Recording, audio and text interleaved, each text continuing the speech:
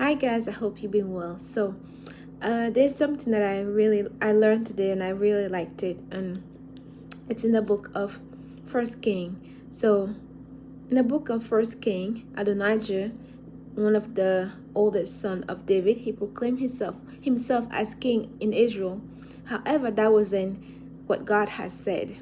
So, but previously, God has told David that it was his son Solomon who was going to replace him.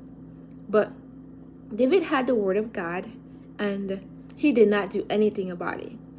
He just sat around, and we see one of his oldest son proclaim himself to be king because David has neglected to say actually anything about what the son was doing.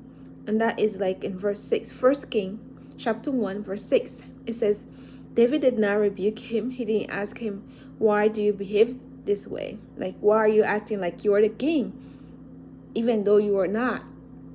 And we see also in this chapter, Nathan the prophet, he goes and speak to Bathsheba, the mother of Solomon, and he said, hey, I know that the king swore to you that your son will be the king, the next king. So are you just gonna sit around and do nothing about it? So the lady Bathsheba, she gets up and goes and see King David.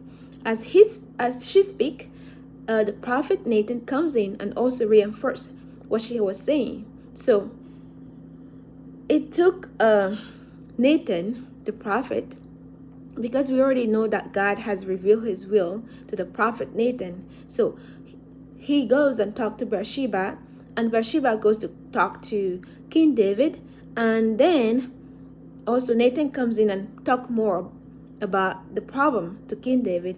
So because of it, David actually now acts on it, and then he makes Solomon king. So as long as nobody said anything about Solomon kingship, like what God has proclaimed, nothing was going to happen until actually they act on the word of God that was given to David. So David had the word that it was Solomon who was going to become king, but he did not act on that word. He was just silent, even though Adonijah, one of his oldest son, has already declared himself to be king.